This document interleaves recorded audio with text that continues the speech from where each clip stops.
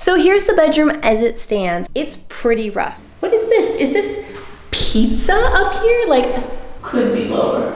It's gonna do. It's gonna do for now. If there's one theme, it's that things always take longer than I anticipate, so who knows? We'll see. Wish me luck. Hello friends, and welcome back to my channel, where it is finally here. The bedroom renovation, makeover, glow up, transformation, whatever you want to call it, we are about to do it finally. And I had so much fun with this, not just doing it, but also making the video about it. So I truly hope that you enjoy it as well. If you're new here, I'm Shayna Makes, renovation warrior by day, circus artist by night, and although this footage was shot last summer, at this point in the timeline, I'm in the very early stages of saving this 120-year-old house from demolition and collapse. Phil and I have spent the last 2 weeks emptying out the basement, assessing the state of the property, which we bought sight unseen, and clearing out a tiny portion of the antique stuffed attic, and now I'm alone at the house with the task of making just one room here clean and livable in the midst of what is otherwise a complete renovation zone. So let's go take a look at the room in question, go see what it looks like, and talk about how it is that we want to change and improve it. So here's the bedroom as it stands. I haven't done anything to alter it or change it or try and dress it up for you. Honestly, there's not much dressing up that can be done at this point because it's pretty rough. So let's take a look. So here we go. This is the room and its basic layout, very simple. We have a mattress on the floor because I don't have a bed frame or a box spring. This little pest came with the house. I have not been able to get rid of it. All it does is ask to be fed and insist that I throw things for it. Occasionally it lets me pet it. Other than that, let me know if you have any experience with these, how to get rid of them. Do I need to call an exterminator? Ugh. Back to the room tour, we've got the mattress, which is on the ground. This mattress was picked up en route to the house, and it was free, so that was great, but it would be great to get it slightly off the ground. Then we've got the lovely eyesore that is the dehumidifier and air conditioning unit. That I'm gonna get rid of. We're gonna exchange it for a box fan because then we can get rid of this whole ridiculous setup over here. Then what's serving as my dresser is my suitcase. And this, which is a tabletop from the attic that didn't have legs, so it's sitting on a Tupperware bin. So obviously this situation can be drastically improved.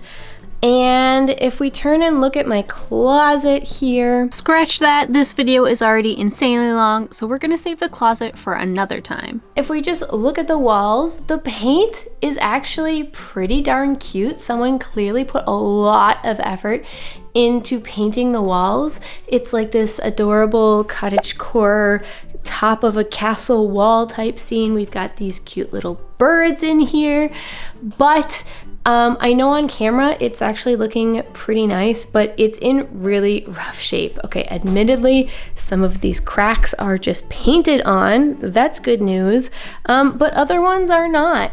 There are some massive holes in the plaster here. I've already started slowly patching them, but a lot of them are quite deep and are going to take a lot of coats. Plus, there's just this general level of grime and dirt on the walls. Like, they're pretty nasty. You don't actually want to touch them or rub up against them. So a lot of things that can be improved. Also, if we take a look at the floors here, they're this lovely greenish color.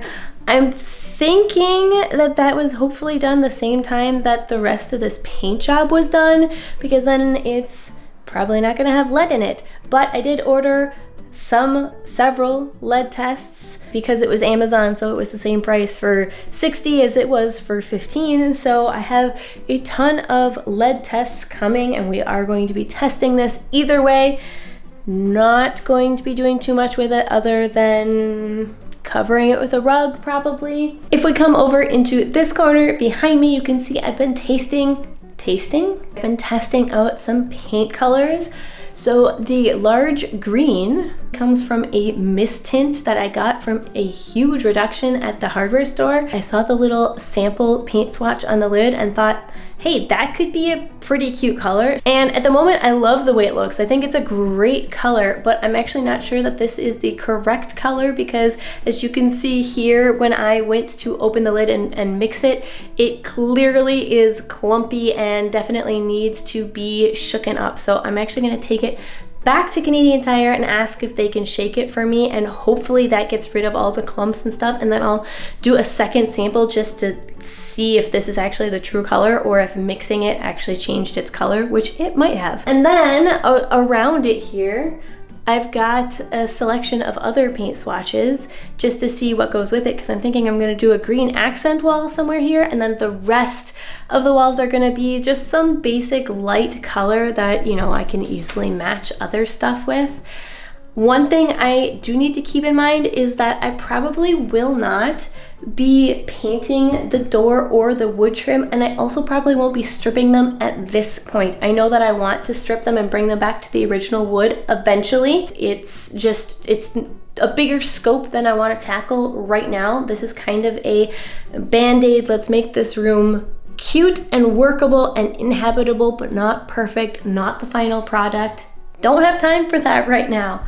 So just keeping in mind that whatever paint color I choose for the rest of the room, it just needs to not entirely clash with the current color of the trim in here, because that's going to be staying, even if it means that I do have some cute little leaves in corners of my doors and trim, which honestly is fine with me. It's pretty cute. So the game plan for the moment is going to be to run to the hardware store, get them to shake my paint, grab some primer and also TSP, which is the cleaner that I like to use for washing all the walls in preparation for painting. Then also I'll have to move all of the stuff out of here into the other bedroom. I spent all of this morning cleaning that bedroom out because, whew, let me tell you, it definitely needed it. It was disgusting.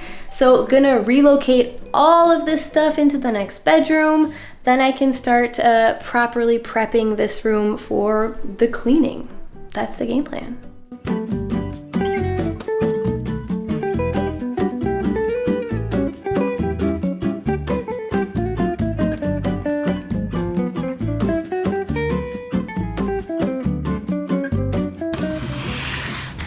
If you're not caught up on the previous house videos, maybe you're new here or this is the first video of mine that you've seen, by the way, welcome. I will recommend checking out all of the previous episodes in this house series because you'll get caught up on more of the story surrounding the current state of the house and the previous owners, but also you'll get some other fun pieces of the puzzle that I don't touch on in this video, like where I got the dressers, background on paint colors, design choices, my struggles with the secondhand market and trying to furnish this room, things like that. And if you are all caught up on the videos, I do hope you enjoy seeing all of those little elements from the previous videos coming together finally in this one culminating video. So now that this room is all cleared out, we've got a really good look at this sort of window into the past, and that is the original wallpaper for this room, or at least so I believe.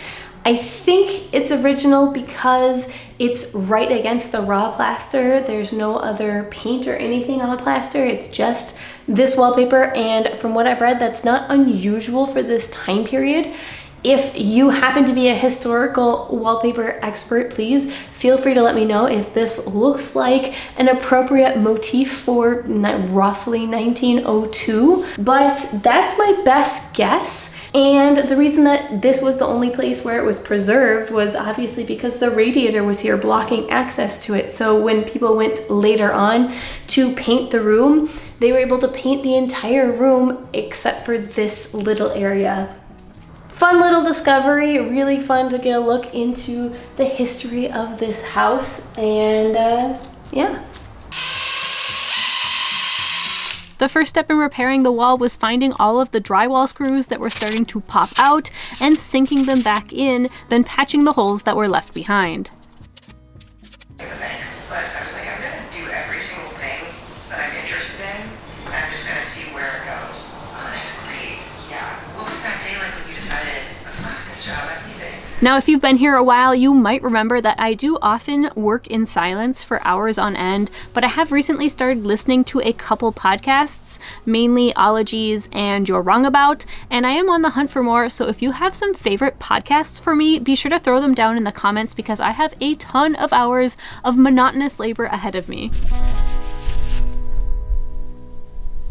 Well, it probably comes as no surprise to anyone that this is taking way longer than expected, in part because it's taking a lot longer for my spackling to dry than anticipated, probably because it's quite humid out, I'm not sure, but I've got the DAP spackling that it starts pink and then it turns white once it's ready to be sanded and or have a second coat added, so it's not my imagination, it really is taking a long time to dry. If there's one theme, it's that things always take longer than I anticipate, so who knows, we'll see. Wish me luck.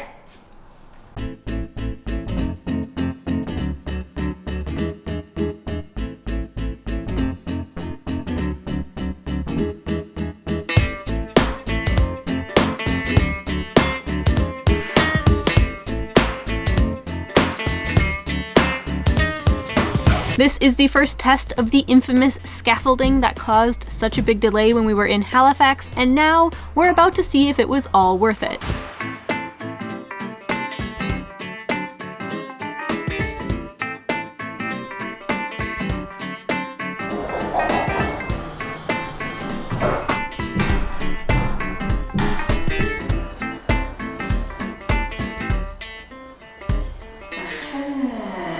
That's our problem.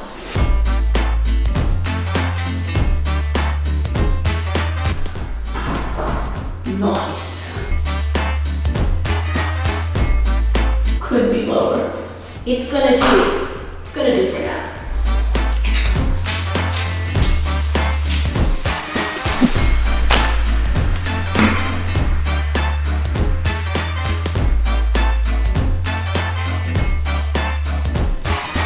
Wow, it is so echoey. Apologies. I've only been up here for maybe 15 minutes and already I have some first impressions. First of all, this staging, absolutely worth the time and hassle and money that we went to get it, because it is going to be invaluable for reaching these 9-foot ceilings. Second of all, it's been a long time, if ever, since somebody has cleaned this section of the wall, which I can't blame them because, as you can tell, it's kind of a hassle to get to. And third, like, what? I'm just a little bit shocked by how dirty it is in terms of, like, what is this? Is this pizza up here? Like, I can't even tell, but it's really dirty, and I'm definitely glad that I brought the scrub brush up here because I am 100% gonna use it on the pizza and the dog hair that got painted in. Hashtag relatable. I'm glad to see I'm not the only one who paints dog hair into their walls. Immortalized forever in the cloud. I'm not sure that's what Apple had in mind.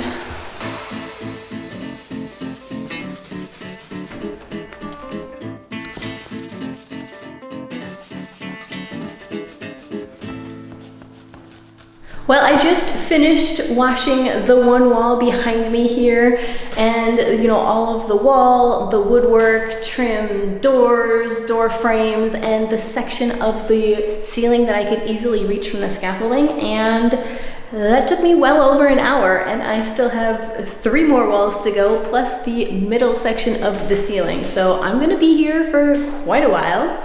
And since watching me clean walls is probably even more boring than watching paint dry, let's just skip to tomorrow when hopefully you can actually watch paint dry. Well, we are as promised tomorrow. However, one thing that I did promise is not going to happen, which is I'm not going to be priming these walls. Here, I'm just painting on top of paint. There is no need to prime it, especially considering how long I spent yesterday washing all of these surfaces. So I did go in and just put a little patches of primer over the sections where I had filled in with the patching compound. So the walls are covered with some little white patches here and there, but I also realized I never really talked about how exactly I handled that section over there because I did have to do something a little bit different over there. So let's go hop over there and I'll show you what I did. So the lighting over here is pretty atrocious, but as I already mentioned, this section is very, very messy because there are so many years and years of layers of paint that are covering the rest of the wall that are not covering this section where the radiator was, obviously because they couldn't reach it, and different paint jobs went to like different depths, and then there was a little bit of wallpaper here and there, and I did the best that I could. I got all the wallpaper, the very old wallpaper off, but there's still wallpaper on the whole surrounding area. It is a coat of wallpaper and that does stop. So there's a little bit of a kind of bump where that stops. And so what I did was I just took my patching compound and I tried as best as I could to sort of feather it out so that it was kind of a more gradual change between years and years and layers of wallpaper and paint to raw plaster.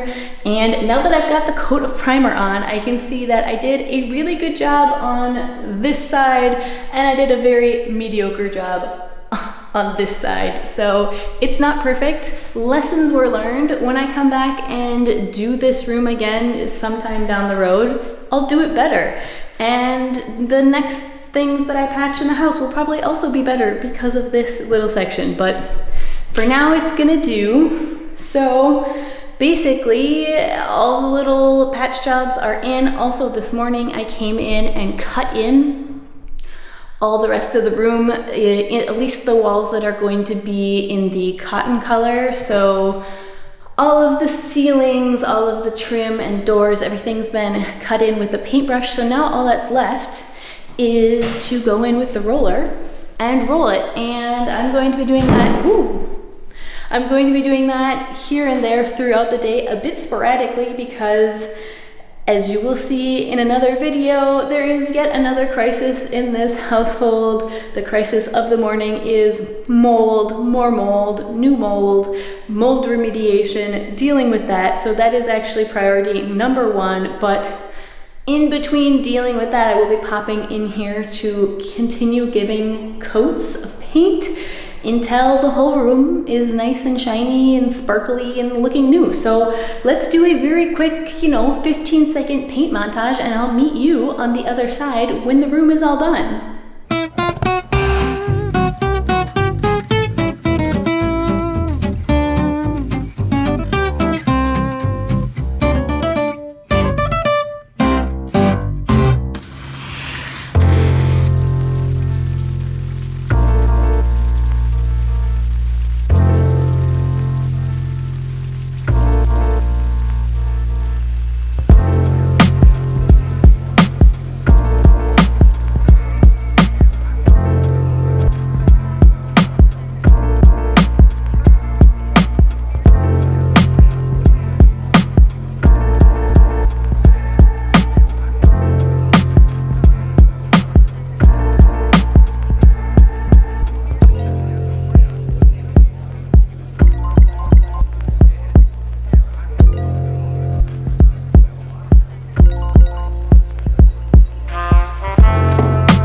So if by this point in the video you are starting to get the itch to whip out your own paintbrushes and start refreshing your own house, but you aren't sure where to start or which direction to take your creative energies, a fantastic resource to help give you the tools for the job is Skillshare, who is kindly sponsoring this portion of the video. Skillshare is an online learning community that is full of amazing classes in so many fields, from interior design and fiber arts to graphic design and filmmaking. Now, you know that with this bedroom makeover on the brain, I had to check out their interior design classes, and I was honestly blown away by the selection of classes that they offered. They have literally hundreds of options to choose from. There's a class on designing a hygge home for those who want to dive even deeper into Danish and Scandinavian design principles. There are classes on interior design specifically for bedrooms. You can learn color theory and how to use color bachelor in interior design, and they even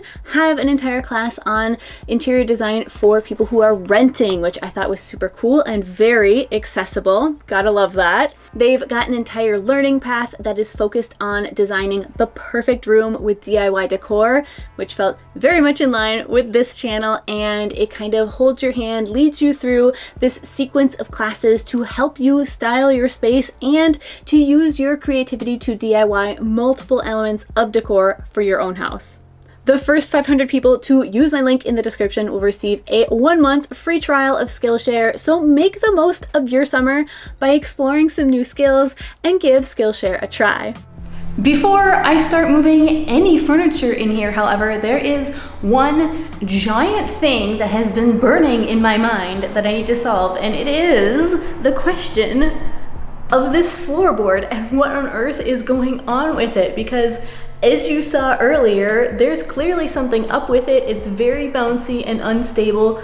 It's the only board in the entire room that's cut. All the other boards are continuous. They run the length of the entire room. This one, somebody cut and then tried to patch very mediocrely, I might add, and so now it's got that huge bounce. And I'm thinking that if we're gonna be in here on a pretty regular basis, it doesn't feel like a good idea to have a board that is this unstable. I weigh a lot, Phil weighs a lot. It feels like it's not great for the future of the health of this floor to leave this board like this. So the plan is to try and see if I can pry it up and figure out what the heck is going on. If I can get it up, I'd like to try and find a way to shore that board up so it's not so floppy, sort of stabilize it. So that's the plan of attack. I don't even know why it's like this, honestly. Originally, I was thinking maybe somebody cut it to get access to the electric for the light downstairs, but then having looked at the light downstairs, it doesn't seem like it's in the right place for that at all. So I'm not sure what's going on, but we're hopefully about to find out. So this ended up being basically a dead end. As I suspected, both layers of wood were cut through, but not on a joist, which is why they were bouncing around. And to fix the situation, I would have to basically tear both boards out completely and reinforce underneath them. And that was honestly just more work than I had time for. So instead, I decided to temporarily solve the problem with creative furniture arrangement. And this basically involved me dragging the bed frame upstairs and trying it out in every conceivable arrangement to see what would work best. So this was the first thing I tried, layout number 1, and it left lots of room for opening the door and passing around the bed. There was lots of space for adding dressers on the opposite wall, but the bed frame did block one of the only outlets in the room, and it left the former radiator area really visible, which was something I was low-key trying to hide because I knew that that section of baseboard would be visibly different from the rest, and also the wall, as I discussed, is a little bit lumpy right there. It also put the leftover radiator pipes in a high traffic zone, which was not ideal. Layout number 2 saw the bed up against the mansard wall, which again left lots of room for dressers on the opposite wall, and both of the outlets were really accessible, but there was a lot of space wasted due to that slant of the wall. The wonky floorboard was right in the path of getting into the room, and the bed frame overlapped the window frame pretty significantly. Then again, this was the only solution that completely covered the trip hazard pipes and the ugly baseboard. Layout number 3 again left a good amount of walking space around the bed, made relatively good use of the slanted wall, had lots of dresser space and fully exposed outlets, and left a lot of space on either side of the bed. Did it hide the wonky baseboard? Not fully, but it still seemed like the best of the 3 options. So with the layout settled, it was time to start moving things in. Okay, so just got back from the hardware store where I finished picking up the lumber for my temporary box spring platform bed solution. That's all out in the backyard getting ready to be cut down, but the sun is way too strong right now, so instead of giving myself heat stroke, I decided let's go tackle the curtain and curtain rod situation in the bedroom, because while I was at the hardware store, I also got these. These are toggle bolts, which should hopefully work quite well in my plaster and lath. Time to grab a level and a drill, some drill bits, and go hang this up. Please enjoy this footage of me trying to get a feel for the best placement of the curtains. Now, the ideal situation would be one that has the curtains both higher and wider than the window frame, but still lets the curtains kiss the floorboards, which all the design gurus promise me will make my room look taller and bigger. But working with the limitations of thrifted goods means compromise, and so my curtains don't even kiss my ridiculously tall baseboards. Then again, when you have actual 10-foot ceilings, it does seem slightly less important.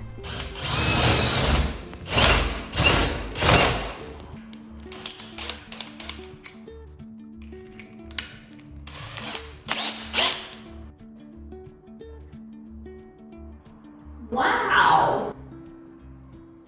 Not bad. Moving on from the shock that my century-old windows were still somehow in level, I continued to hang my thrifted curtains on my thrifted curtain rod, and getting increasingly more excited to be able to move in and start using this bedroom.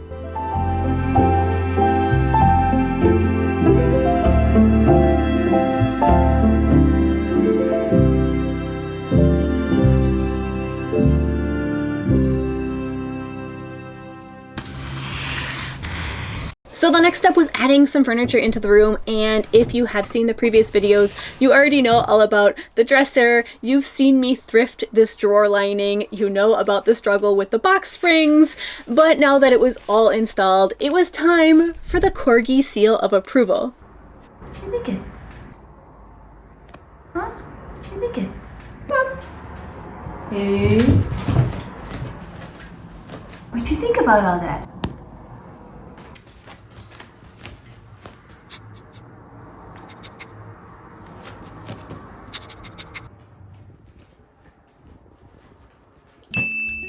Let's talk really quickly about rugs, because here's the thing. All of the interior design gurus that you're gonna see online, they're gonna tell you that you need a giant area rug that fits under your entire bed and then, extends past it for a few feet, and I totally agree. That looks great. In a perfect world, that is absolutely what I would do, especially since the century-old pine floor in this room especially is incredibly sad and damaged.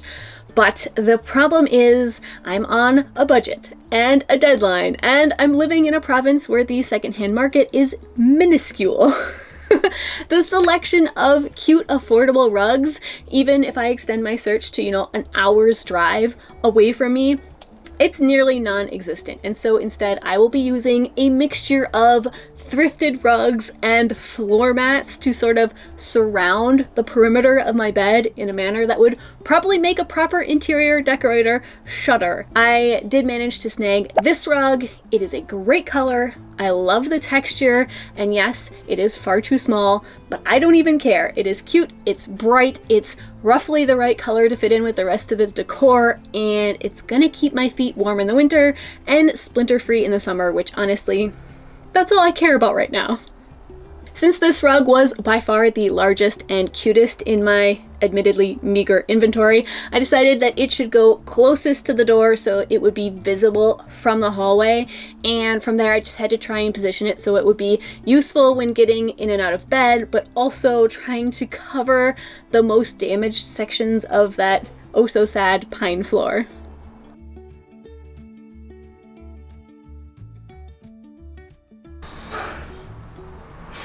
Well, what can you do?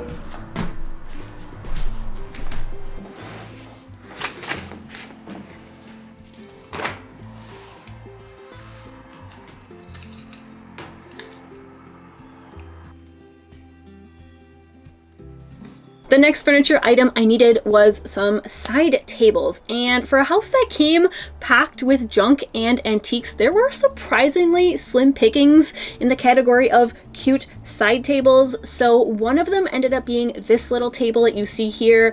It came with the house. I think I found it in the kitchen originally, and it was actually surprisingly very similar to the other colors in the room, so I decided to use that one. And then for the other side of the bed, I went with this trunk, which you saw me struggling with before in the previous video, and I decided that if I needed to move it into the other room, I was gonna have to empty it out because it was chock full of books.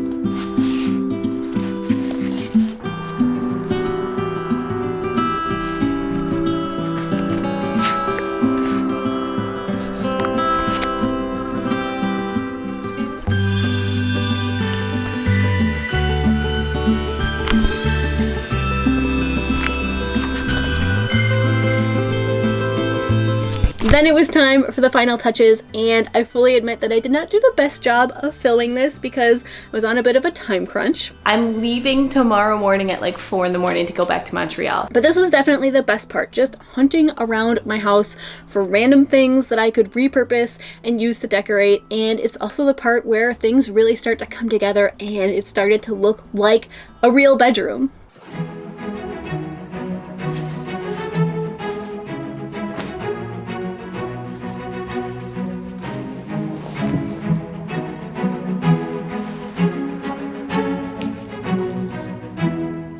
So this tray came from the attic and it's actually in really rough shape. It was pretty dirty and those little railings were falling apart in several places, so I gave it a gentle yet very thorough cleaning, and then I used it to create this little vignette moment on the dresser top, figuring it would be pretty safe here. Everything else you see came from around the house except the candle, which was clearly thrifted.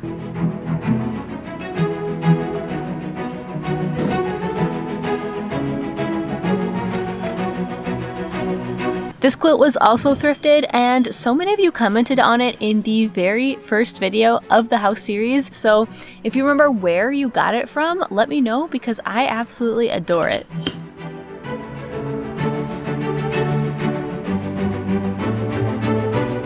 Don't ask me exactly what I was thinking when I made this little corner or where the inspiration came from.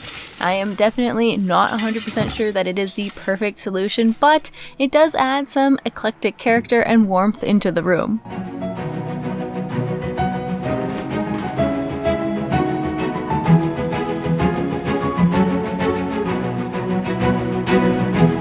And here's where we see the first casualties of me losing my phone with all of my footage on it, because apparently I had never transferred the actual final reveal shots of the bedroom from my phone onto my computer, and they are now lost forever. So instead you get these somewhat measly photos that I managed to find. I know it's very much less than ideal, but life has handed me a lot of lemons recently, and this is the best I can do, so please enjoy this lemonade. All I can say is I wasn't about to scrap the entire video, which I think is a pretty good video for lack of final shots. We can also use some clips here to see what the room looks like. Now this is a bonus video that's up on my Patreon where I talk about everything that I like, love, and want to improve on in the room, so you can kind of see what it looks like now, and also, I guess, plug to become a monthly supporter so you can watch the whole video in its entirety. I do hope that you enjoyed the journey as much as the destination, and just know that it's incredibly satisfying to have one room that is clean and usable to come back and crash in after an incredibly long day of dirt and grime. So thank you so much for watching. Let me know what your favorite part of the renovation was in the comments below, and I'll catch you in the next video. Wow, you okay? Holy crap.